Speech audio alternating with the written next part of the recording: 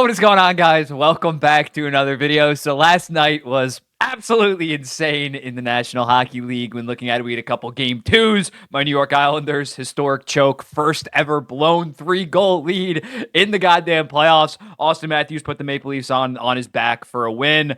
Dallas lost to Vegas in their first game. Mark Stone having the first goal in that game. Absolute comedy. And then the Edmonton Oilers just being far too much for the LA Kings. So I thought it'd be a fun idea now that we have 2 game twos in the books, every single game 1 in the books, that I would give some updated odds for every single matchup, percentage odds based on what I've seen, based on obviously the number one factor, who won game 1, how likely it is that these teams end up advancing. I think there's 2 matchups that are all but over at this point, even though it is early on, but the rest are pretty wide open. So without further ado, let's get into the number one that we don't really need to spend too much time on.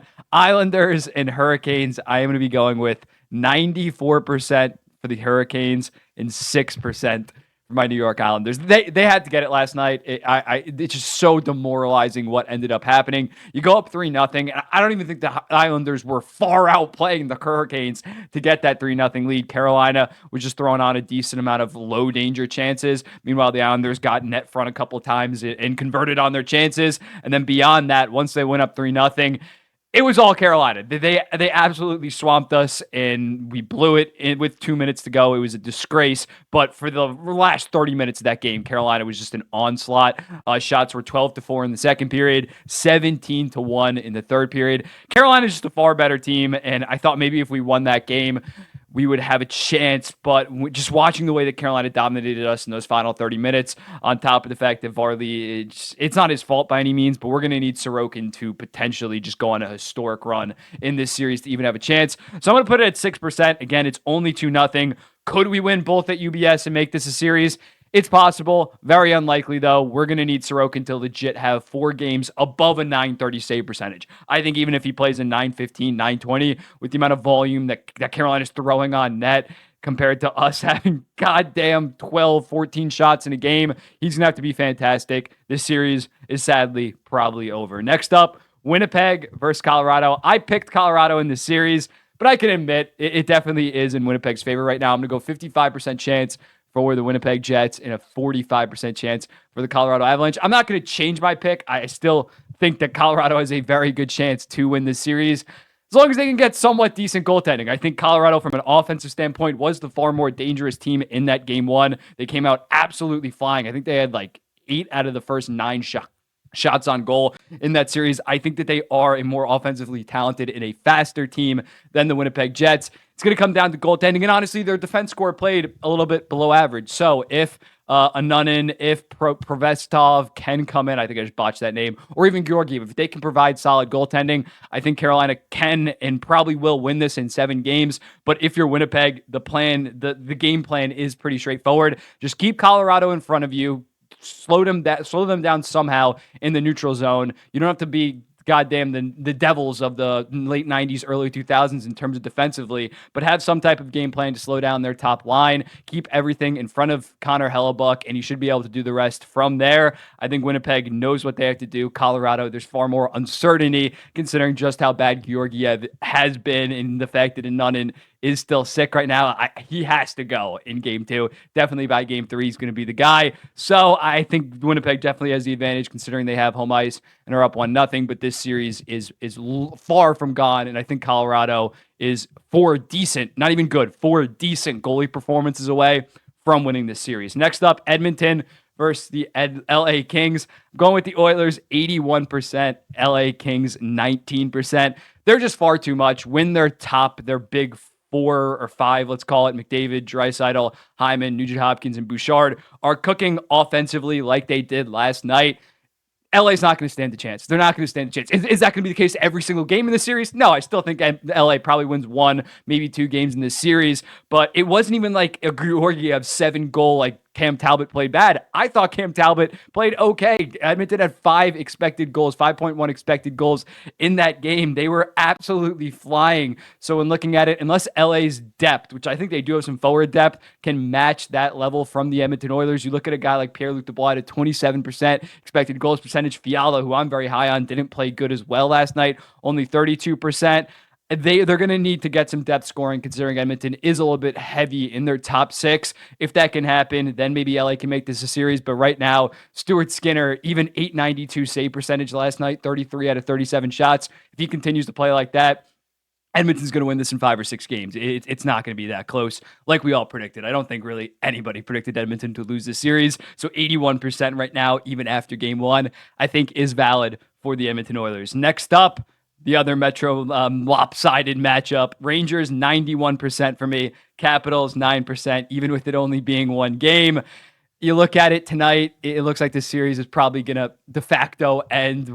They don't have Nick Jensen as well as Rasmus Sandin yet again for Washington. They are playing depleted, as well as the fact that the Rangers are just so much deeper, so much faster in that first game. It wasn't even like it was a Panarin takeover or Zibanejad and Kreider absolutely cooked. The only guys that had multi-point nights on the New York Rangers in game one were Jimmy Vesey and Barclay Goodrow. So in looking at it, unless Lindgren plays out of his mind, but even then, I don't even know if they have what it takes, considering Shesterkin is the best playoff goalie of the prior 2 playoffs. So it's insurmountable. The New York Rangers are just the far better team, and especially given Washington's health right now, it's not going to happen. The Rangers are all but a lock tonight. If they win, I think it goes up to 97% with a 2-0 lead. This Washington Capitals team, fun story watching them make the playoffs.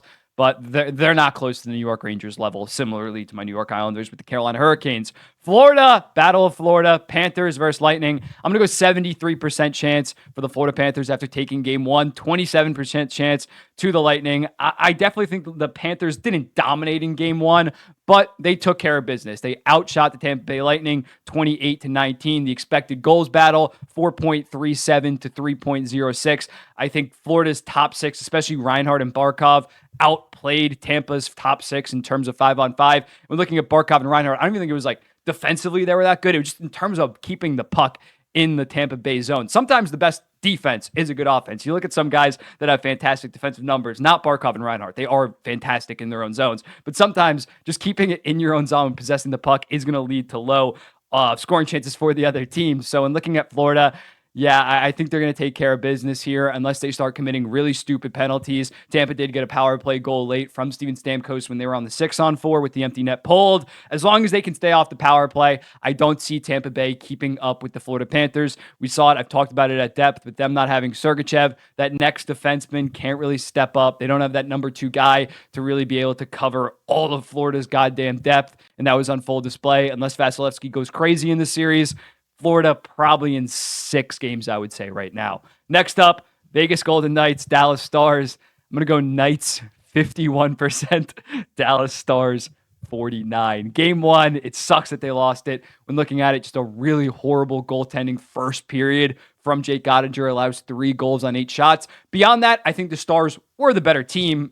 Granted, it was definitely more so Vegas playing a more defensively minded game once they went up versus Stars being pretty desperate. But I think the Stars can compete with them, can outplay them at 5-on-5, even with special teams as well. It's going to come down in net, dude. I was way too concerned with Jake Ottinger. That was my one hesitation. Although they were my cup pick, Vegas, if they weren't playing the Oilers, would have been my Western Conference Finals pick. But with Dallas, if you're not going to get good goaltending from Jake Ottinger, they're probably going to lose this series. I'm being honest, because I thought maybe Ottinger, if they were starting Thompson, I thought Ottinger definitely could outplay Thompson. And Thompson let up one of the softest goals I've seen in recent playoff history, besides like Stuart Skinner last year. So in looking at it, they're going to need Ottinger to step up, but I do think that they displayed the depth yesterday to beat Vegas. I'm not too concerned after that game one. If they lose game two, then that really shoots up to Vegas 80-85%. But as long as they win the next game, I'm still picking them to win this series, even though right now they are down 1-0. Next up, Vancouver versus the Predators. I'm going to go with 68% to Vancouver, 32% for the Predators. You look at it, that game one, man, for the Predators, up late, for them to blow that is absolutely gut-wrenching, similarly to what the Hurricanes did last night to my Islanders. 2 goals within 12 seconds. And when looking at it, you saw what I talked about in my preview of this series, the depth scoring, the line of Dakota Joshua, Elias Lindholm, and Connor Garland. absolutely feasted against this Nashville Predators team because Nashville doesn't have the forward depth or even the defenseman depth that Vancouver has. So although I think that Nashville's going to do a good job containing JT Miller, Elias Pettersson, the bottom six of Vancouver is really going to eat in this series. Saros played really good until, unfortunately, those two goals. Maybe Saros can steal a couple games and really make this a series. But right now, I think after that game, and especially the way it ended, so much momentum going in Vancouver's favor, not even being up 1-0, but kind of stealing a game.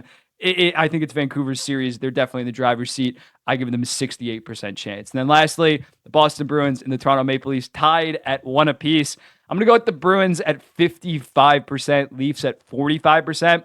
Still don't think that both of these teams, again, I think both of these teams are going to lose to the Florida Panthers next round. But when looking at this, I'm still going to go with Boston. I trust that this is going 7. Like in my head, I can't see this ending in 6 either way. This is such a battle, such a historic rivalry that always goes 7. And even last night, I think Toronto had a very good game. They were playing desperate. They didn't have William Nylander, but that was Boston's like C+, B- game. I don't really think that they brought it that much. I'm going to be honest, I didn't watch all of it. I watched during the intermissions, but based on what I saw from that, as well as with Nylander coming back, that's definitely going to help Toronto, but I still think the Boston Bruins can get this done in 7 games because I'm kind of banking on one Samsonov game where he absolutely shits the bed, then one game where the Boston Bruins play fantastic. It goes to 7 games, and in that game 7, I am picking Boston 10 times out of 10. They got to get it to 7. Maybe they can get it in 6, but this is probably going 7. It's going to be absolutely electric. Let me know in the comments, though. What do you think about these playoff odds, these matchups? Outside of the 2 Metro Division playoff